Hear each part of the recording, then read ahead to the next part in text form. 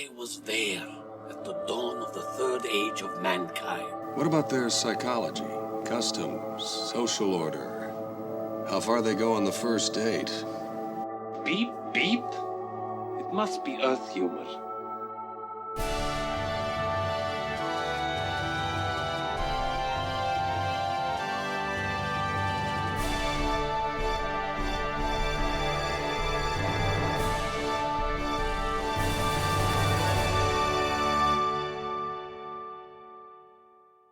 Beep, beep. Hello and welcome to Who Are You? A Babylon 5 watchcast. And it's a watchcast by two virtual strangers. Correct. You want to introduce yourself a little? I am stranger number one. I'm Laura. And we came together through the power of the internet, which is how all millennials do things, right? Yeah, pretty much. Effectively how I've done everything in my life. Yeah? Yeah. Well, tell us about you. I'm stranger number 2. My name is Xhafer. And yeah, we're doing this. This is the third conversation that we've ever had. Mhm. And we've kind of stumbled into doing this podcast together. Yep. And as we get to know each other, I guess you'll get to hear a chunk of that as we try to not tear one of our favorite TV shows to shreds. And after watching the pilot again, it might be a little difficult sometimes. I forgot how hard the pilot tries to be sexy. It's so bad as well. It's so bad. It's all over the place. And you're just like, come on, guys. Yeah, I have a theory about that. We'll get to that when we get into the actual Okay. episode material. But I have a slight theory about why this show tries so hard to be sexy. Yeah. I mean, it had to try and do something. Yeah, it's that differentiate yourself somehow, I guess. Yeah. But yeah, we're going to be your new Babylon 5 crewmates. And we're going to go through this show together. And to everyone that I have begged to listen to this show and watch Babylon 5 for the first time, let me just go ahead and apologize. I'm really sorry that this pilot is It's so bad. And I promise that the rest of the show gets better. I don't, for myself, it's been years. This is like my first full rewatch since I was a child. Mhm. And I do not remember when the show gets better. I just know it does. It does. It does. I promise it does, because I just finished my first rewatch since I was a child. So almost, I think about 2/3 of the way through season 5. And I might just stop and we'll catch up. But I'm just finishing my first rewatch since I was a teenager, I think. I think it would have been like 12 or 13, maybe. Yeah. About the same age for me. Yeah, it does get good. And it gets good pretty quickly. But I don't want to put an episode on that just in case. And see, here, let me give some more perspective too. I did try to do a rewatch in college, but as you know, college life, busy, you got lots of other things to do, lots of other people to see. And I had a boyfriend at the time in college that bought me the DVDs of Babylon 5, and he, gave me a copy, and he knew it was one of my favorite shows. He hadn't really seen much of it, but he's a nice person. And I think when I told him about it and that I wanted to get copies of these and watch it together, I think I told him, you can just skip season 1. Season 1's bad. And I don't really remember that. I don't really remember anything about season 1 except I didn't like it. So I'm looking forward to seeing what it is that is missing from my memory, because I didn't rewatch any of that in college. There's a bit of good stuff in season 1. And it's not just the Sinclair stuff that is exclusive to it. I mean, we'll get to the Babylon 4 episode, which is my favorite three-parter in television history. There's very a bunch of memorable really good characters stuff. in there. Season 1's definitely got some good stuff, but the pilot is rough by pilot standards. Yeah. Oh. And I should also add a little asterisk disclaimer in here that this pilot may also be rough, but we'll figure it out. Yeah, we'll get there. Unlike this pilot that we're doing right now, the pilot that I'm assuming most of anyone who's watching along with us will be seeing is the special edition of the pilot, which is what we watched. The easiest way to tell that is if it says a special presentation from TNT when you turn it on. That is the special edition. That is a re-edit of the pilot because it was bad enough that they went and re-edited it. Yeah. They added 14 minutes of footage, and they removed a bunch of stuff too. Oh, interesting. Yeah, like apparently there was a whole scene with a zoo that got cut. I I'm don't sure it's on remember that at YouTube. all. Yeah, I don't Yeah. remember it at all, to be honest. Now, don't tell me what the 14 minutes were that were added. Do you know? I don't. Oh, dang it. I just We don't should try to offhand. find that out because there's a couple of spots that I might guess were added, and we can talk about those when we get there. Mhm. But you said that, and I thought, there's some significant moments in this that I don't remember at all. So maybe that's the new footage I or newer. I do know about a little bit of it, but I don't know all 14 minutes. And I know Okay. some of the stuff Kosh says is stuff that Mhm. they went back and added. But we'll get to that when we get there, Yeah, which I don't even remember what that was because I hard stopped at the halfway point because I wanted the true two-parter experience out of it as much as I could. sure. Yeah. So we're all watching this as one go, but it was split up for syndication at one point into 2 separate episodes. Yeah. So, And that's how we're going to be reviewing it here. yes. Is the two-parter experience, especially because there's just so much that happens. Every single scene has something that's important to the Babylon 5 universe or the overall plot of the show.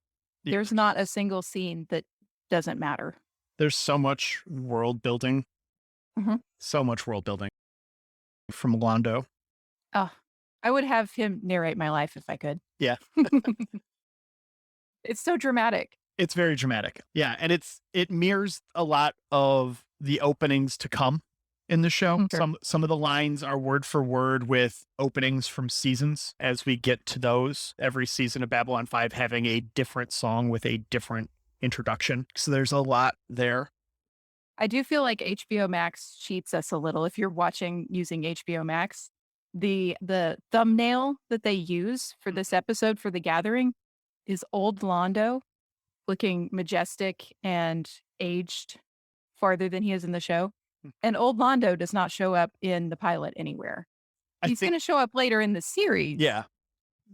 but not in the pilot.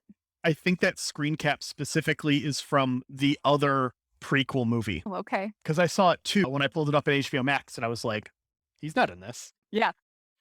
So, yeah. One thing I do have noted about Londo's monologue is that he's very clear that it's the station's story that they're trying to tell, Hmm. which I thought was very interesting being where I am in the series. Because while the show, I mean, it does leave the station a number of times for a number of reasons, it does follow those characters. But I don't know that I would say it's the story of the station. And it's an interesting perspective and something that I'm going to be thinking about as I watch the rest of the show again, especially so soon after I had just watched it. Yeah. I'm going to have to file that away to think about that. Because the later seasons, 3, 4, and 5, Yeah. they're not as They're not centered really- around it yeah. to me. Yeah. Yeah. 4 especially. Absolutely. So Mhm. the first scene we really get is Space TSA. If you have a laptop, put it in a separate bin. Take out your cell phones, bracelets, metal. If you have a pacemaker, remove it. And I'm glad that in the future, TSA is just as useless as it is today. Right. Dude straight up walks on with a gun. Uh-huh. Like just waltzes in. Like, Janie's got a gun. Janie Briggs got a gun. he's got a gun. Did he have the gun or did he swipe it from one of the agents? Oh, did he swipe it? I thought think walked on he with it. swiped it from somebody. Okay. We could go back and scrub through and find that, but I remember it as him grabbing it from somebody, but Grabbed still from someone. it shouldn't be that easy, right? Right? Yeah. Either way, too easy for this man to have a gun. Yeah. And these guns made me laugh because I do not think that they show up again in Babylon 5, if I'm A correct. weird little. They Yeah. look like a little shoehorn, This and I don't this remember doesn't that. show up again either. Yeah. Space TSA gets dramatically changed for the rest of the season show, probably because of the thing that happens here, to be honest, because it's so wide and open and it doesn't really Uh-huh. feel like a place you would come through. Like if you've ever been into another country and like gone through the lines to like check in with your passport and stuff, Mhm. It's not like this at all. It's space customs. Yeah, for sure. Yeah. And we learned important things in space customs. Just in this small scene that they give us, they tell us drugs are still a thing in the Mhm. future because they are stopping a individual who's somehow gotten on with drugs and or weapons Yeah. onto the station. He's trying to come in. And we're at Space TSA because Sinclair is supposed to be meeting the new registered telepath. Yeah. So now we know two things about our universe. We've still got a drug problem that's never going away. And now we have this interesting entity of telepaths. And what are they about exactly? We find out that they have to be registered. So there's Yeah. some sort of governmental Psychor. component. Yeah, to Psychor that. gets Yeah. introduced to us immediately through Lita. Which, Uh, if if you're one of those who are watching with us and you haven't watched this show before, Psychor is very interesting. Yeah. It becomes a huge plot point. Take him down to the Sci-Core Testing Center first thing tomorrow. How do I find one? We're everywhere. For your convenience. And dangerous plot point. Yeah, Psychor is probably one of the biggest pieces of world building, especially when it comes to Earth's future. So it's cool to see it just introduced immediately. There's references in this episode to the amount of training and stuff and what happens to people who go through Psychor. In a bit, we get some of that. Yep. And we do get introduced to Lita, who is a reoccurring character, despite her not being in the rest of season 1. I think she doesn't show up again Yeah. until season 2. Yeah, at least. Because they needed a bigger name actress. Oh, So- is that the reason? Yeah, that's why they cut her. That's what I've heard, at least, or read at some point. Yeah. Um, I don't really think of her replacement as a big name, but she was a relatively fresh actress, I Uh-huh. think. Her replacement, Talia, who is Yeah. not in this at all. yeah, spoilers for episode 2 Apologies, listeners. of a 30-year-old show. Yeah, and we get Sheridan's 2 rules. Oh, yes. No weapons or dust. Allowed on Babylon 5. No guns and no dust is one rule, though. So, Oh, sorry. You said Sheridan and it's whoops. We're going to edit that. we're going to edit that. I'm going to do that so much this season. It's okay. I blame J. Michael Straczynski. This is really all his fault that he gave us 2, spoilers for season 2, I guess, gave us 2 leaders of the show. That one is Jeffrey Sinclair and one is John Sheridan. So close. What? Why do they have to share your initials, by the way? I'll just Oh, point you yeah. out on that, Yeah. We should tweet at him. right? Who do you think you are, Claudio? If you understood that reference, I'm so happy. I didn't, but I laughed Okay. politely. I appreciate it. That's fine. That's for the 0.2% of listeners, right? Yeah, the Coheed and Cambria fans that are also listening to this podcast. I feel like Really enjoyed Coheed and that show. Cambria's Babylon 5 crossover is probably pretty decent. They're both space operas. Yeah. All of Coheed and Cambria's albums tell a story in order. That's why they're numbered. Okay. I Yeah. will accept that. So, anyways, Sinclair's rule 1 is no guns, no dust. So I guess bringing one of those is okay, No guns and no dust. right? So, And he was very yeah. specific. No guns, and no Either dust, or. right? Fine. 1, we'll let it slide. Both, not going to happen. And 2 is he's going to murder you. So, Yeah. Do you feel like, just a side note, that Sinclair has a wry smile on his face through this whole thing? yeah, Like he's just got kind of a cheeky grin the whole time. the grin of an actor who's not sure that this pilot is going to make it to show. Yeah. And he's just going to have some fun. Yeah, he's here for it. Yeah. And I'm happy for him for it. After a space TSA, we go to CNC. Yes. Fancy. And I think this set also does not come back exactly. It's close, but the main thing that changed is the lighting. Yeah, it looks a lot better in the future. So if you thought, how do they command anything in this area? It looks better later in the series, It does. even in the next episode. Yeah. Yeah, for sure.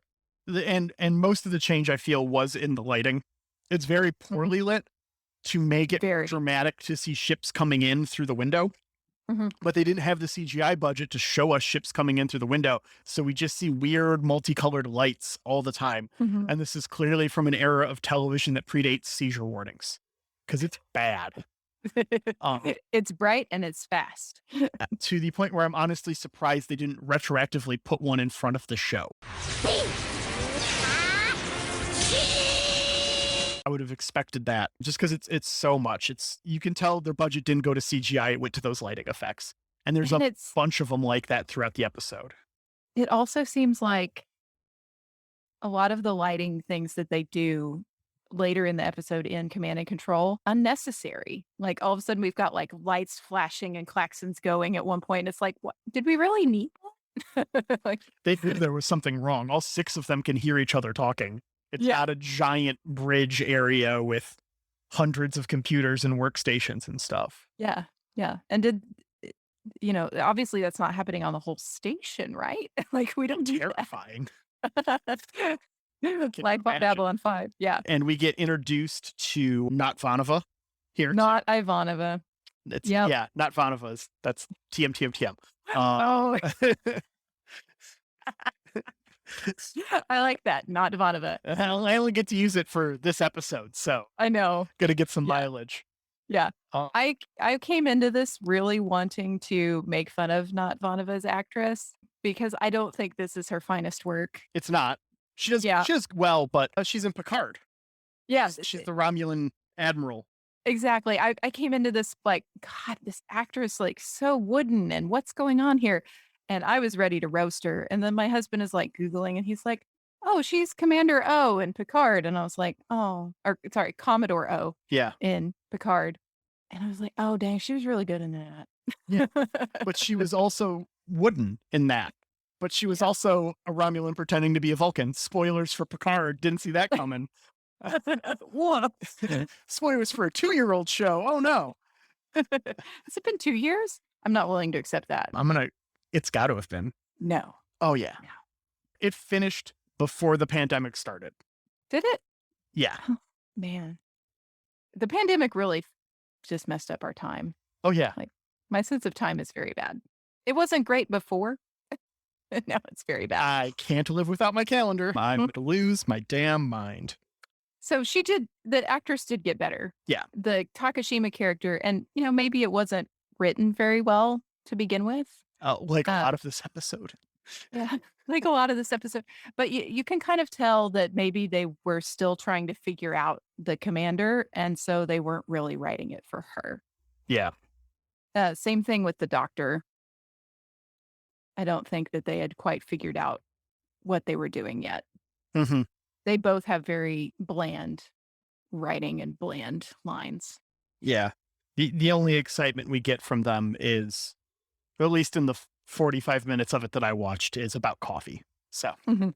Yeah. which I find relatable personally. But we also get to meet Jakar here. Yes, and he comes in hot, which is, Yeah. sets the stage for Jakar. For sure. Especially in the first, I want to say 10 to 12 episodes. The dynamic is very much set up that Londo is the lovable trunk and Jakar is evil.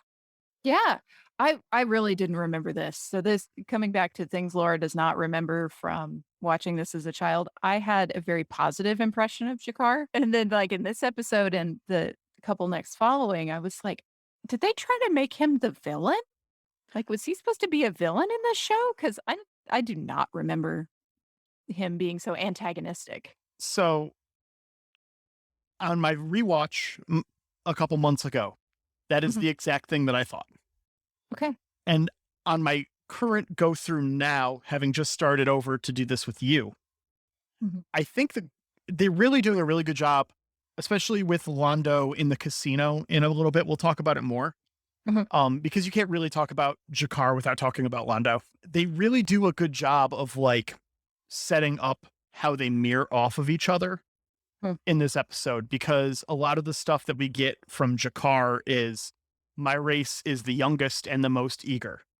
Mhm. You know, he has that whole speech with Delenn in like 20 minutes that we'll get to. And, you know, he comes in hot, and every time we see him, he is a man of action, right? And we see Londo, and it's almost like they build Londo for like a man of lost principle, which is very accurate for him and his story arc.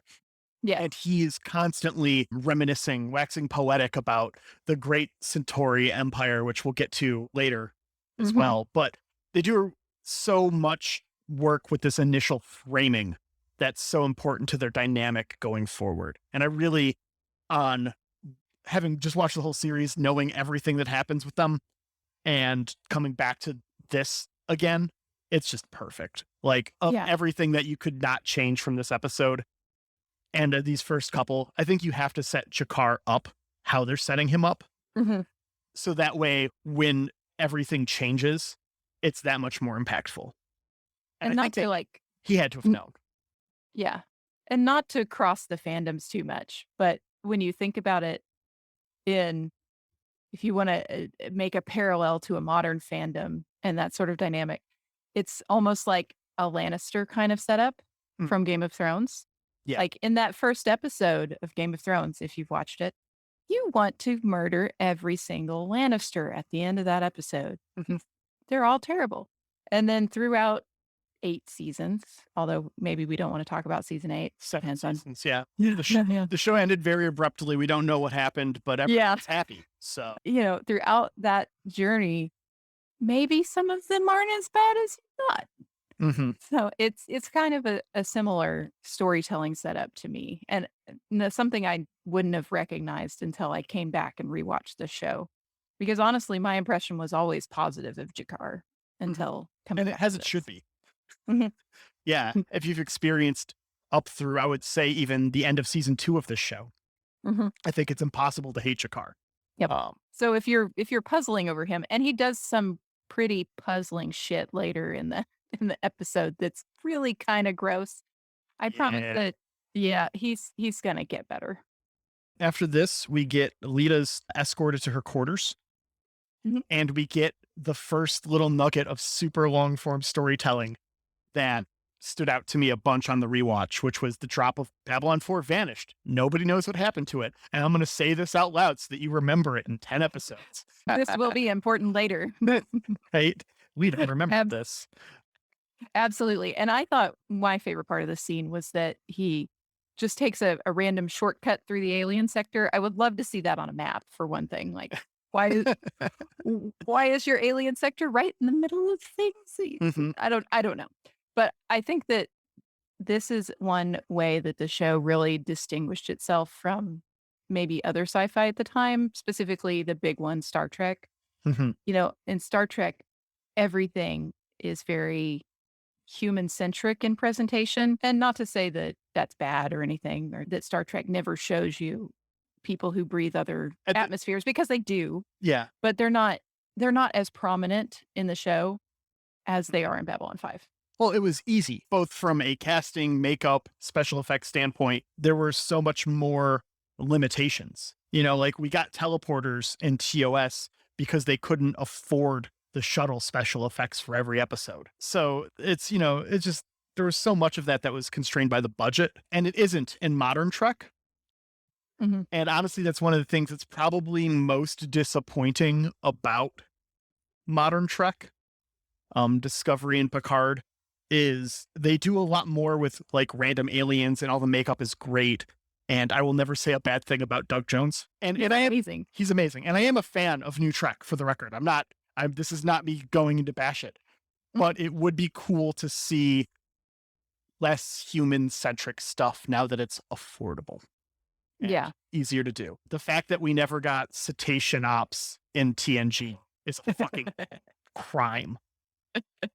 Yeah, it's like a throwaway. Every now and again, we mention that, there's dolphins on the ship. Yeah, there's dolphin officers on the ship. It's not even like there's dolphins on the ship for experiments. They're officers. They joined Starfleet. They have a uniform, presumably. I would love to see that. Right? Somebody draw me that. Somebody's drawn that. I've just got to get Googling. Be careful, but I wish you luck. So you always have to be careful when you're Googling. Always.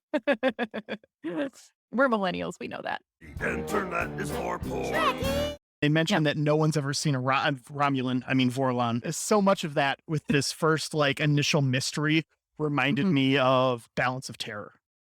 Yeah. So I don't know if you're familiar with that. That's the original series episode where the Romulans are introduced. Oh, yeah. See, I'm going to admit something right now. It's a little bit embarrassing, but I've never watched the original series all the way through. You've won something? Most of it's terrible. I assumed that. It's real. So most of it's real bad. If we're being honest with ourselves. There's some really good stuff in there. And I appreciate what it did for science fiction and culture and society. Yeah. Same. But do I take enjoyment out of watching it most of the time? No. Yeah. Randomly, I have seen I think all of the animated series episodes, because there was a brief time, maybe when my son was like 3 to 4, where he got really into it on Netflix and he wanted to watch the animated Star Trek. That's cool. And I was like, all right, it's a Star Trek and my, offspring wants to watch it. I will definitely watch it with him. And a lot of those mimic, if they aren't exact plots from TOS, they are very close. Okay. So I haven't seen the animated series. That's the only Star Trek I haven't seen. It's a good laugh. At some point, I'll get around to it. But do something on that. Yeah.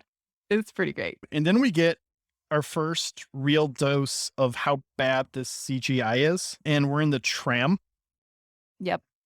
The monorail. The monorail. Well, sir, there's nothing on Earth like a genuine, bona fide, electrified 6-car monorail. Which isn't a roller coaster this time. Yeah. It is later in the episode, which bothers me. But also, there's like this little alien dude. If you want to scrub to 1052. Yeah, hang on. Get my scrubber out. I can't believe we're only 10 minutes in. Okay. Yeah, I've got him at 1047. What's up with this dude? In the back of the tram. Oh my God. I didn't even notice him. We never see this type of alien again. Nope. It's never in the series again, never acknowledged. Clearly a lot of effort went into this makeup. I'm wondering if, because the legs don't look attached to the body. Yep. I'm wondering if it's just like a head on a swivel or something. Yeah. Like a puppet sort of thing. Yeah. Yeah. Could be. Because it moves around a little, but like it could just be like a stick behind him. I want to know that character's name. I want to know more about this shot in particular. Look, so we're in the monorail and Sinclair is standing there, but the other people are in the roller coaster things. Why is Sinclair safe not being in the roller coaster thing? Why can he just stand there? Right. What is the protocol that allows that to be okay? Where sometimes you have to be strapped in, sometimes you don't. And it's only half. It's not even like there's only a couple of those seats in there. I guess it is on both sides. And they're not even all full. I don't know. It's so bizarre. And it takes us to Delenn in the Zen garden. Yes. And she's staring at a Japanese Zen garden and being super mysterious the way that Delenn's going to try to be a lot. Especially now, this first handful of episodes. And her makeup is so different. Yes. All the spots. Yep. The bone ridges are like not attached. I couldn't remember if that seems like a mistake. We'll notice it later, I'm sure. Yeah, it seemed off. And Delenn is just like very coy and mysterious. And like, I mean, knowing who she is in relation to the events of everything that's happening, that's about to happen, that has happened. I wonder how much of that was decided at this point. Because if it was, she outright lies when she says that she's never seen a Vorlon. Because she's had like a full-on like meetings with Kosh, multiple at this point, before this happens. Oh, see, I haven't watched enough episodes yet to know that she would have had that. Spoilers. Spoilers. That's in the other prequel movie. Okay.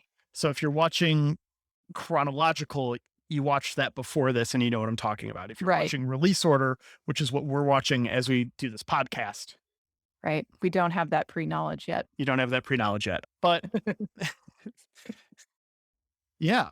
So it's so weird. I know that initially one of the things I won't spoil, I guess. I'll refrain because this is one of the big twists in the show is the change with Delenn.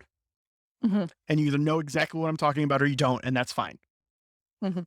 Originally, they were talking about that transformation with Delenn changing her gender from male to female. Whoa. Yeah.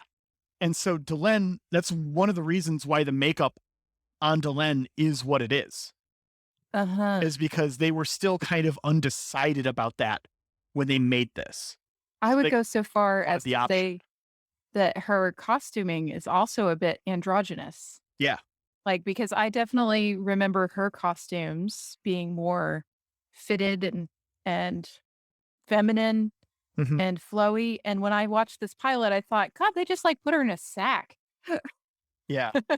Oh, God. This Speaking pilot. of a sack, we'll talk about that at the rate that we're going an hour. But Yeah, we'll get there. we'll get there, though. But they also alluded to one thing in the scene that Sinclair and Delenn have known each other. Yeah. And they're alluding to their friends somehow. Yeah. There's not some close kind friends. of connection. And I don't know if it's in the second half of this episode. Mhm. So possible spoiler warning. Give everyone a second. We find out that Delenn is the reason that Sinclair is the captain. Okay, so that's clearly not in the first couple episodes then. That must be later in season 1 based off your reaction. Yeah, because I've watched at least the first 3 or 4. Okay. And that's not coming to my mind. Okay, that's But a reveal later that the Minbari government only agreed to send an ambassador if Sinclair was made captain of the station because that is he was a coming human back that to they me. trust. Yes. And later we Do find out remember that was Delenn. But Mhm. yeah. Yeah, she's got a lot of very, like, puppeteer moves that she makes throughout this series. Yeah.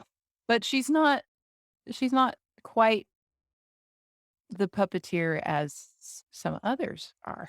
Who we're about to see in the background for the first time. Because if you go to 1355 up here, when we're back in CNC and a ship's coming in, we see none other than Mr. Morden working in CNC, who is Scrubbing. a very important character in the show. What do you want? Is that really him? That's him. How could it not be him? The hairdo is very It's 100% him. revealing. Now, whether it's the same character, Oh, no. Surely not.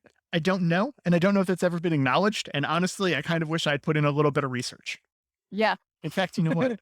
Well, there's time. Google There's time. Pause.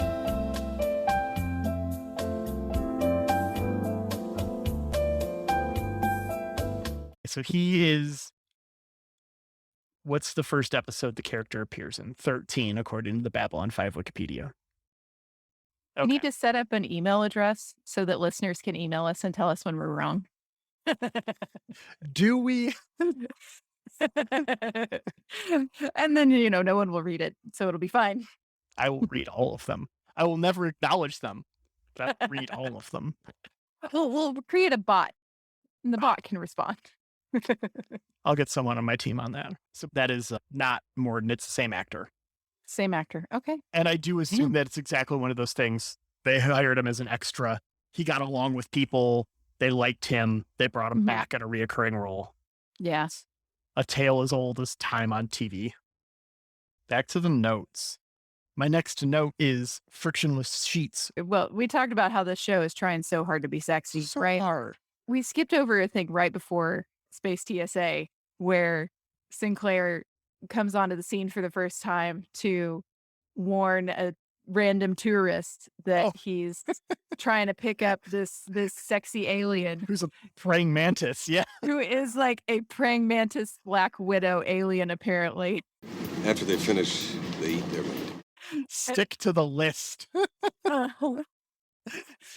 And the thing that got me about that was I was rewatching it again today, just trying to prepare myself. I was thinking about it and I was like, that is like humans, isn't it? Like the second that we get out into space and we find other life out there, we're going to make ourselves a list of which ones we can fuck. 100%. 100%. That's exactly what's going to happen. As soon as we find out there's more than one and it's no longer a binary yes or no, should you? Can you? And maybe it's a Maybe there's rankings about, this danger levels. Danger levels. Yeah. Yeah. And the list that Sinclair is referring to is the not going to kill you list. Yeah. No. So I was like, well, that's very good acknowledgement of the writers that of the true human nature. Yeah. Just who we really are as people. Yeah. So that's very forward looking. And that to me also was something that I was like, okay, this show is really trying to distinguish itself from, say, Star Trek with Star Trek's like high-minded ideals. Not that Star Trek never tries to be sexy, but they sure as heck didn't throw this much in the pilot. No. No, they did not. Yeah. Yeah. So also then they throw in this Sinclair's horny girlfriend who is a pilot, and she's coming back and wants to spend some time in the frictionless bed sheets. How does that work? Is that like sleeping in like a pool of oil? Like you just slide off the bed in the middle of the night? Let alone trying them out, as they're so apt to talk about. Like, Yeah. objects in motion stay in motion. It's we named a law after it. It's physics, right? Like, what's gonna happen there? You're just gonna go straight off the bed. Well, this is the 90s, right? So we need to put Yes. those frictionless bed sheets on a waterbed. Did anybody have a waterbed in the 90s? Yes. Yeah. Yes. Yeah. My uncle had a waterbed. Yeah, I had an aunt that had a waterbed. Yeah. Yep. Don't get it. When we were kids, though, Yeah. when we stayed over to like play with our cousins and stuff, we all wanted to sleep on that waterbed. Oh yeah. No, I definitely as a kid like stayed over, slept on that waterbed. And I don't know. Maybe it's what gave me my back problems. I feel like it's something easy to too. blame. Man, those were a thing once. Not having back problems or waterbeds. Both. It was definitely the waterbed and not the decade of sword fighting I did. Yeah. Definitely that right. sleeping on the waterbed a few times. Yeah, just like it's like I was 8, I slept on the waterbed. There's my back for the rest of my life. You won't notice this until your late 20s, early 30s, but it's gonna happen. Do we need to get together a class action lawsuit? Maybe. Hey, I won't turn down free money. I wonder if those people have any money left. The waterbed people. I'm gonna go up on a limb and say no. Yeah. Speaking of not having any money left, the next season moves us into meeting Londo Mollari. Yes. Yeah. And from the second we see Londo Mollari, he is Londo Mollari. Like, there's no 100%. Peter Jurasik needs no time to sink into this character. He is Londo. And Londo is losing his money at the casino. Something we'll see many times. Many times. Yeah. I feel like this is a recurring theme for him. It is. And location setting. And we get Garibaldi interacting with him in this scene. And Garibaldi seems to have some sort of pre-existing relationship with Londo because they're very chummy in the way they speak to each other. Apparently, Garibaldi has loaned him money before because Londo does his little spiel of, just back me and I can, I've got a system here at the casino. And, Garibaldi says, no, not like last time. Yeah. Yeah, he had a foolproof scheme, all right. It wasn't very scientific, but it worked. Yeah, very like, I have been spurned. We also get a lot of really intricate tracking shots in the casino there. Like, there's a pole that's perfectly level, like, across the table as it, like, pulls back around. And that is, like, for not having a track, that is especially with camera technology of the this would have been filmed in 92, presumably, maybe even late 91. Camera technology was not where it is today with regards to Yeah. like a steady track and steady cam and stuff. That would have been insane. That shot must have probably taken, I'm going to just ballpark 15 times at least, which is not how you make TV. Yeah, for sure. So we're getting to know each other. I studied broadcast and cinema arts for a year of college. Yeah, I was I've thinking, like, helped this make- is not something I would have picked up on. I have helped make a TV show. I've like done some of this camera work stuff. I am by no means an expert at all. It was a fleeting year in college after I had given up on computers and before I found economics. Yeah, yeah. But yeah, that shot impressed the hell out of me. Yeah, this is the visual stuff I'm less likely to notice unless it's things like the costumes or something like that. Mhm. And maybe that comes from my undergrad degree was in opera, and there's some pretty fabulous costuming in opera. Mhm. I'm just going to come out and say it. And I think maybe that's one of the things that I really appreciate about the Londo character is he has that very like classical but with futuristic edges to it Mhm. costuming that looks very impressive. And the costuming just in this show in general Mhm. is insane. Like the level of attention to detail in costuming. There is a scene in season 4 that is a like premonition that Londo has in season 1. And they go out of their way to explain that something had happened to the coat that he wears in season 4. So he reaches into his closet, grabs his coat from season 1, and then experiences what he had had the premonition of from season 1. They like throw away a line in there so that he grabs a different coat. And that's why he's wearing that coat for that scene, like he has in his premonition later in this show. Or, well, in a call, I think it's in like 5 or 6 episodes, whatever it says. Yeah. That's the level of detail they get into with the costuming. Yeah. Also, the I costume appreciate that. crew make a cameo in season 4. Can't wait. Yeah, when we get there, they're all Minbari. It's very appropriate, their cameo. So it's fun. Yeah. The costuming team on this show is fantastic. Even if all of the blue uniforms are missing the red stripe that they really, really need in the pilot. They're just giant blue blocks walking around. They look like Lego people. I had noticed the same thing. I was like, this looks there's not a lot of contrast.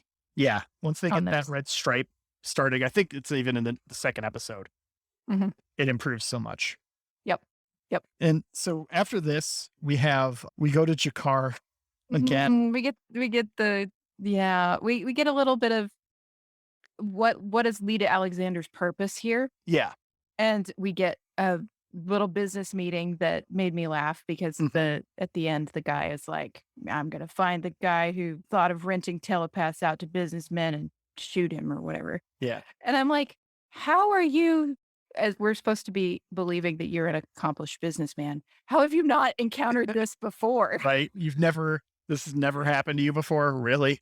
Yeah, you've never had to negotiate with a telepath on the other side of the table, or you've never hired a telepath for negotiation. What kind of a businessman are you? And it's not like the Psycor is like a big secret either. She's like wearing the badge, like you know what she's doing there. And even then, they make a point when she comes on board of being like, no unauthorized scans. You have to tell people when you're scanning them. You know, like it's a privacy law. So he clearly knew. But we gotta do some exposition and be dramatic about it. And so that's why we get that little scene. But then we get Jakar. And he's already doing the hand clasp thing. Mhm. That was my takeaway here. He does it. We see him do it a couple of times already in the episode, the 2 hands to the chest, like bow thing that he does.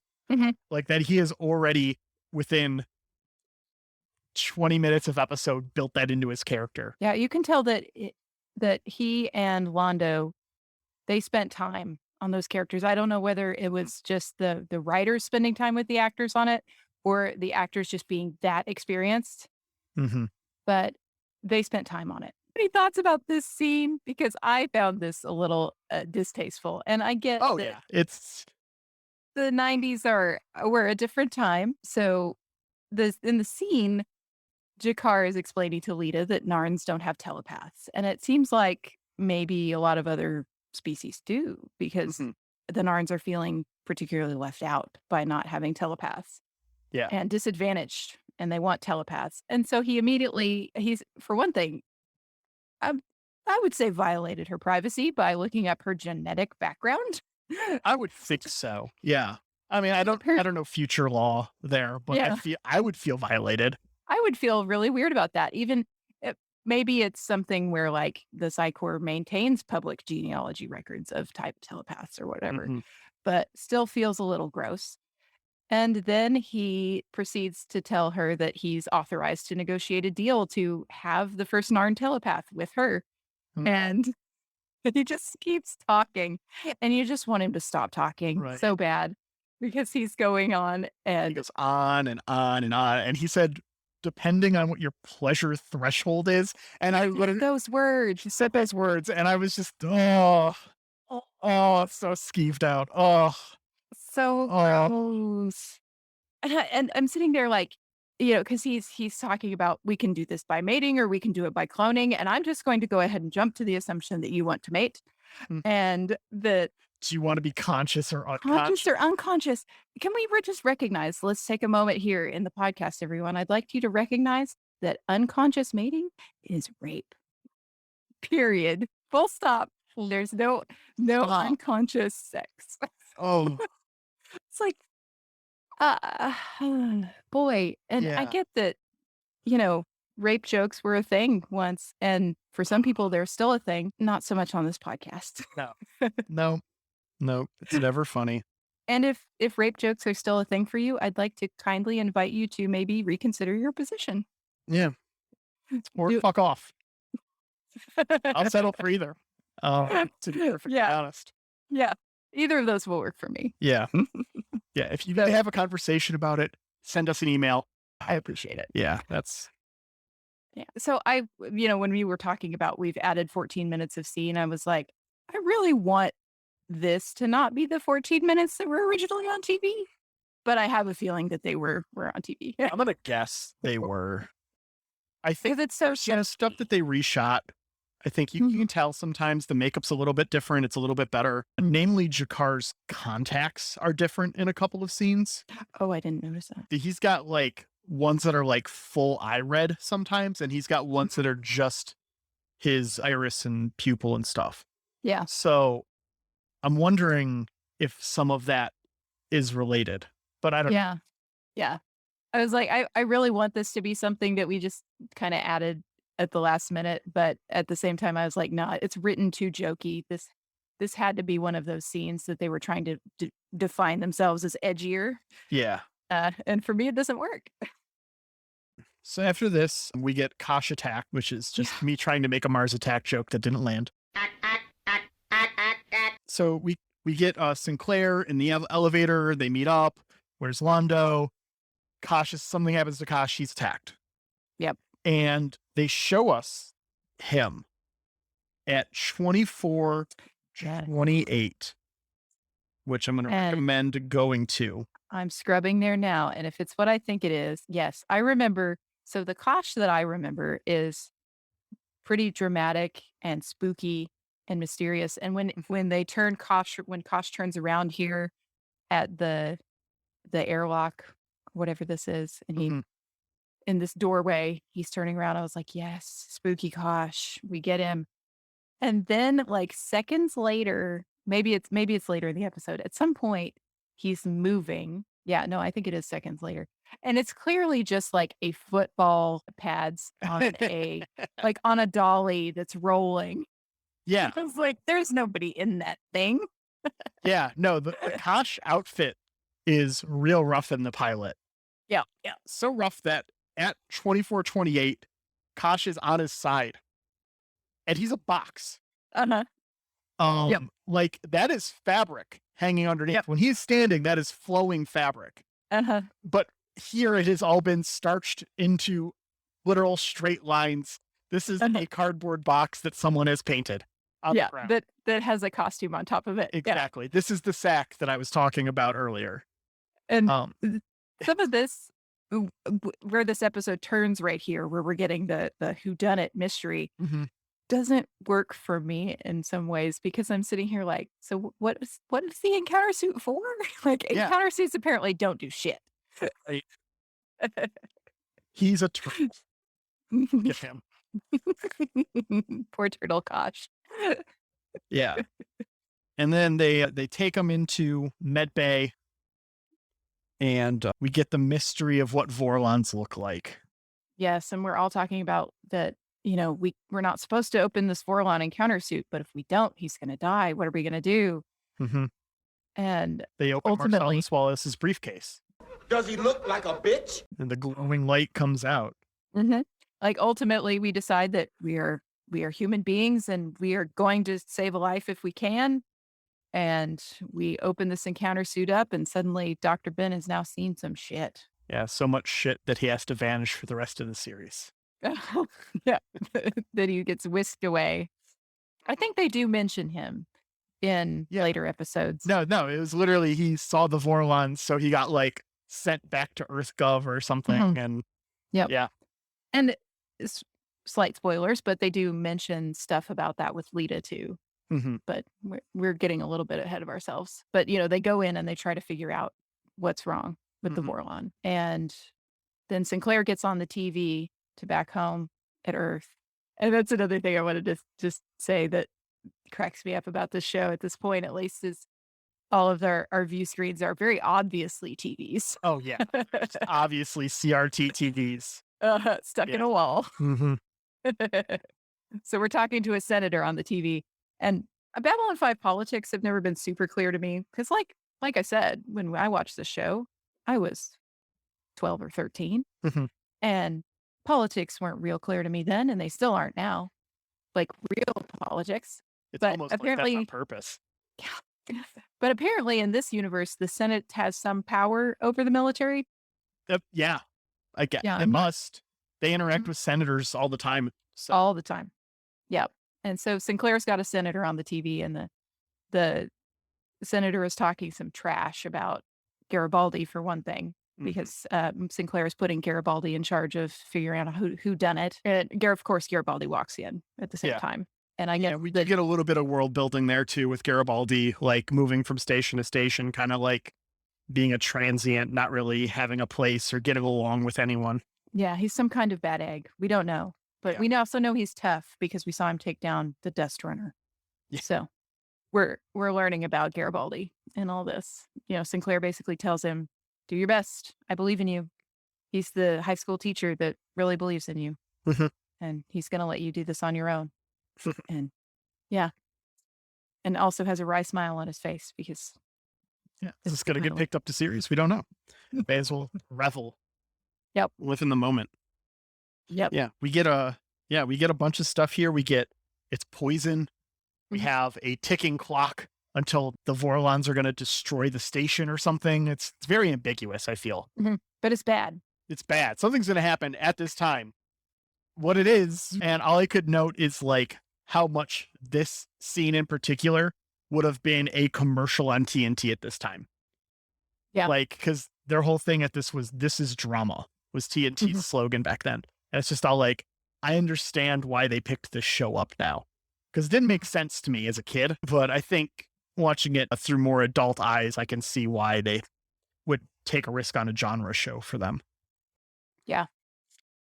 And in this whodunit process, we get they kind of set up, could it be this person? Could it be that person? Like the first one that they kind of go for is they get Jakar in the Lens quarters meeting with her and kind of accusing Londo because Londo wasn't there. So where was Londo? Well, Jakar wasn't exactly there either in the scene. Like, I guess he said that he's in the reception.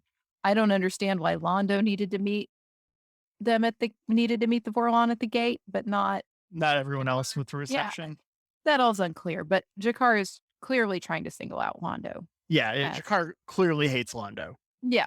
And we get so much world building in these couple of minutes. Oh, we do. Yeah. Because Jakar, alludes to the fact that the Minbari were at war with Earth and then just suddenly gave up. And why would you do that? Which is a significant plot point later. And also, he's building that hatred for the Centauri he steps on Delen's toes when he accuses her of, or her people of having some secret gray council that Yeah. made decisions. And she gets a little more aggressive than I ever remember Delen acting. You know, She gets into her secret Mandarin 10 Rings chamber and pulls something out and starts choking him. And I'm just like, with the force of, 4 or 5 gravities or whatever Yeah. she's threatening him with, which the scientific part of me wants to know how the hell does all this work? But right. also, I just didn't remember her being painted aggressively at all in that. Also, And so I think they're trying to allude to the fact that like the Minbari are quietly dangerous and quietly Yeah. powerful. she's like, 6 gravities is going to liquefy your rib cage. And then at 5 gravities, he's still speaking. And I'm just like, I don't think that's a big jump. Does not 5 and 6, right? Like, I don't know. That's Goku, I guess. I don't know that much about different gravities and living in them, but it seems like that's a bit much. Mm-hmm. Yeah. But we get a nice dramatic scene out of it. Yeah. And we get this idea that the Minbari have some mysterious technology we don't quite understand. And they're a little bit quietly dangerous. Yeah, because there's a pile of rings in that room, in that like secret thing that she has. What do you think the other ones do? Man. Right? If only that came back. I don't think it comes back. It doesn't come back ever. Yeah. No, it's not. I don't think it's ever acknowledged again. That could have been a fun running thing. Yeah. Well, what's Delen's rings going to do now?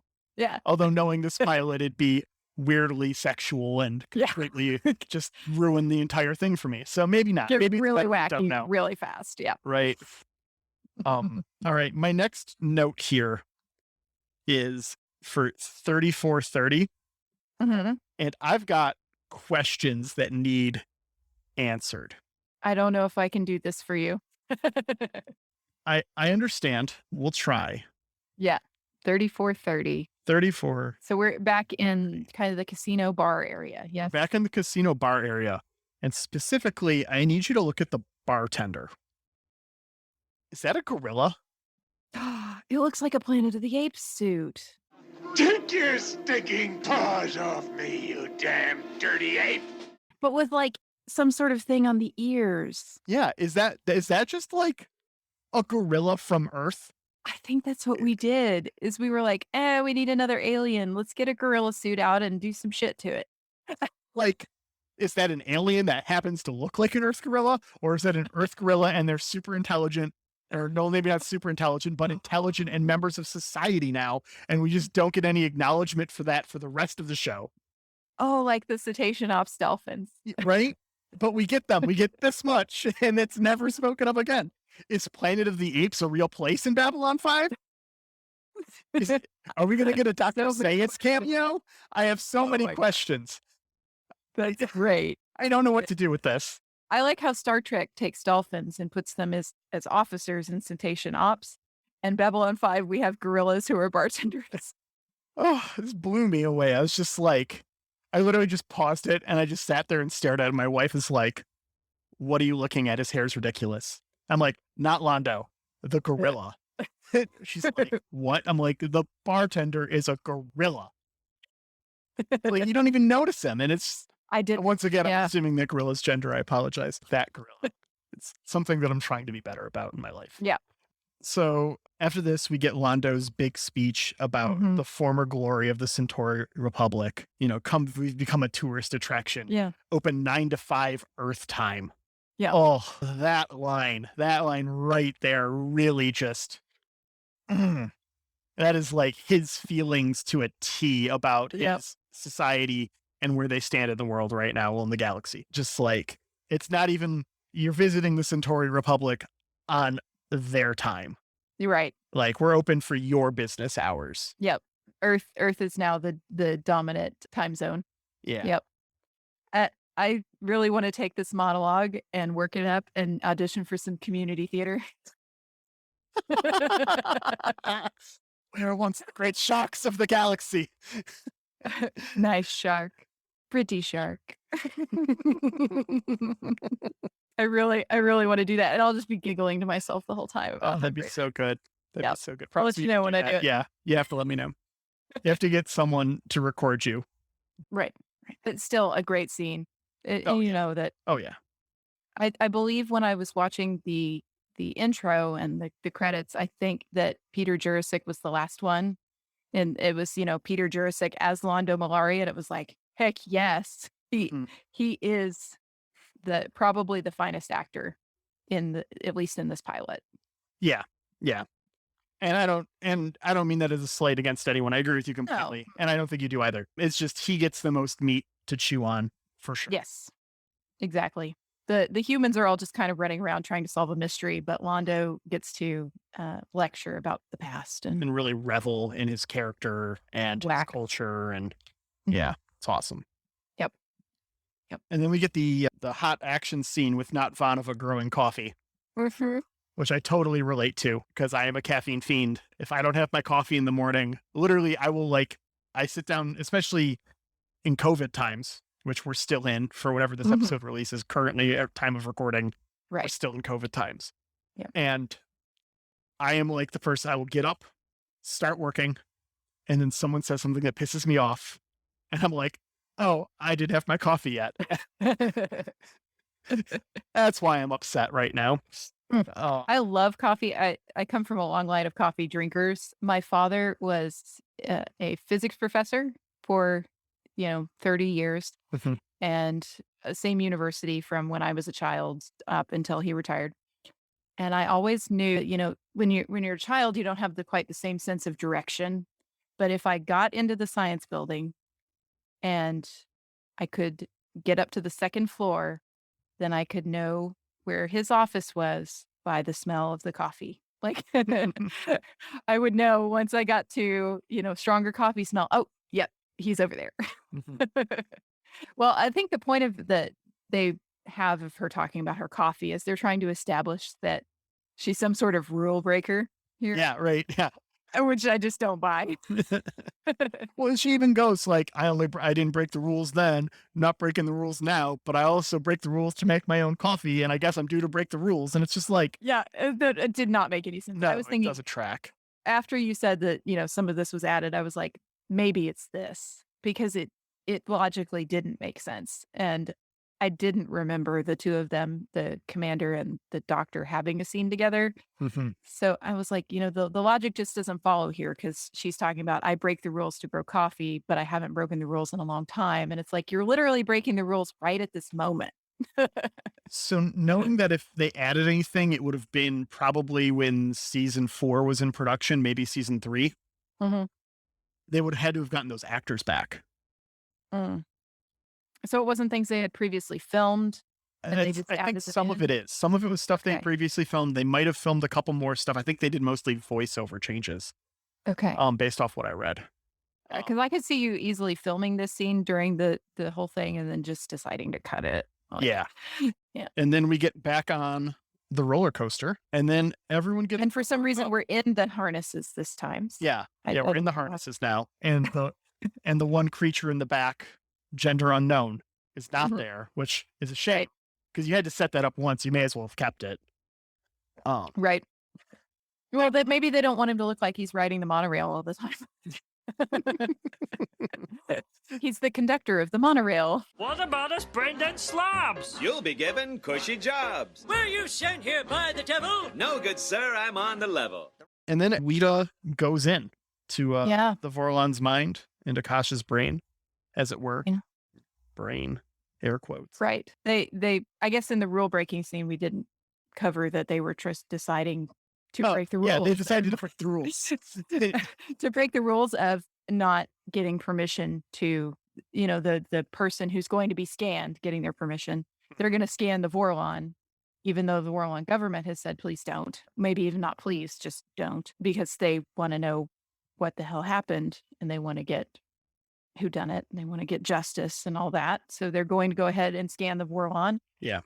They've just got to convince the telepath to do it. And it is a real short walk to get there. They tell her basically like, the Vorlons are probably going to come and blow us all out of the sky if you don't do this, which unknown, but okay. It's not even that. It's all like the Vorlons are going to just wipe out all of humanity if you don't do this. Yeah. Like, it's very heavily implied that it's like they're starting here. We Mhm. don't know where they're stopping. And it's just like, oh, do this thing that you're super uncomfortable with, or effectively be responsible for the genocide of your species. Your pick. Yep. And so she's like, okay, well, I guess I have no choice then. Yeah. And she goes in. And I think it's a really nice touch that, that she can't get him to scan. She can't get to him. The encounter suit's in the way. And she winds up taking off that black glove because the black gloves come up in the show a lot. And so she takes off her black leather glove and intensifies contact by reaching inside the suit to get closer to the Vorlon. Yeah. And I like that because that definitely comes back. Now, I know that it didn't happen because I watched this a number of months ago. 5 or 6 months ago, I watched this episode. But every time I watch that scene, I'm worried that when she puts her hand in, it's going to like Hellraiser and like close on her. Right? Yeah. Or maybe Cube. Cube wasn't made. Cube was later 90s. So yeah, like something terrible is going to happen here. Every time she does it, I'm just like, it's going to close on her hand. Why is she doing that? I'm in a horror movie and I'm judging you. And it never does because the episode's filmed and it doesn't change on you like that. Thank God if media changed like that, I'd lose my mind. But every time, that's like the thing that I think. And she sees through Kosh. They do a really good job of being like, when I see this, I'm going to see it as though it was me, which I love that little bit of like place setting for psychic experience. Yeah. Because it makes sense. Yeah, if you're in someone's mind, you should be seeing from their POV. Yeah. But you replace them. Like she doesn't see Kosh's arms, she sees her arms where Kosh's should be, which I don't know. Something about that just like, of course, that's how it would work, right? Like, how could it work any other way? And we find out, oh, go ahead. The thing that doesn't work for me about that, though, is we literally don't know what appendages Vorlons have. And why would a Vorlon stick something outside of the encounter suit? Just because somebody walks up to you with their hand outstretched doesn't mean you shake it. Like even in some Earth cultures, people don't really shake hands. Yeah. It's more of a bow or something. So what did he grab? That's a good question. What did he take? It's a good call out because that misinterpreted welcome gesture is one of the most key parts of the mythos of Babylon 5. Yeah. That comes in a bit, and I won't ruin it for anyone. Right. I'll remember this time to not spoil something for you. But yeah, that misinterpreted welcome gesture is so important. So it's interesting that I didn't even think about it, but they're right, it does come up here. This is like the first instance of it almost. Yeah, and it would stick anything out. It doesn't make sense. What would that be? It's just, it's one of those moments where it's like, oh, this pilot's kind of hanging together by a thread, isn't it? Yeah. And we find out it was poison, which we found out 20 minutes ago. Yeah, we pretty much knew that something like poisonous had to happen, right? Yeah, they told us outright. He's been poisoned. It was like the first thing they said. I guess the thing is that she's located it in a way. She's it's located. in a skin tab, and it was, on, I think she might have even said something about a wrist. Yeah. Maybe. And it's like, but does he have a wrist? I don't know. Metaphysical wrist. But well, at least she knew like the correct side of the body, perhaps. And so then they can trace it, figure it out. But yes, it's all very dramatic. Something about scanning that Vorlon was really hard on her. We don't get like super dilated pupils or anything, but we get like a very dramatic reaction. And they basically pull her out of the little med bay room there. Just in time for our captain to walk in. Just in time for Sinclair to walk in. And she dramatically raises her hand and accuses him of being the one who has poisoned the Vorlon. Yep. And that's where we're cutting it. That's where you do it in the 90s. Part 2, to be continued, 100%. Yep. So that's classic cliffhanger. Yeah. Yep. Perfect cliffhanger. Complete with like the long linger on him as she points and screams. Like it lasts way longer than it should for the next scene coming right after. Yep. It is super slow and dramatic. And there's every single shot of her face her lifting the finger, his shocked expression. Like it's the formula. 100%. I think it's a good cliffhanger. I mean, For sure. And hopefully it makes you want to listen to the next one. oh, I hope so. It's never too early to self-promote. Yep. Except maybe an hour into your first episode might be. I know, right? Oh, God. Yeah.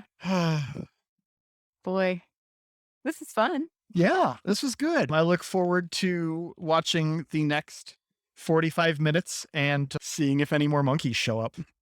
Oh, my gosh. I'm going to have to up my background watching game because you have come up with some good background moments that I did not see. Yeah, we'll see how it goes. And on our next episode of Who Are You? Yeah. A Babylon 5 Watchcast. Blammo, episode over. We don't have any, there's no ads. Oh, you need to thank people. We have theme music, don't we? Oh, yes. So the theme music is Jeremy Siegel. Thank you, Jeremy.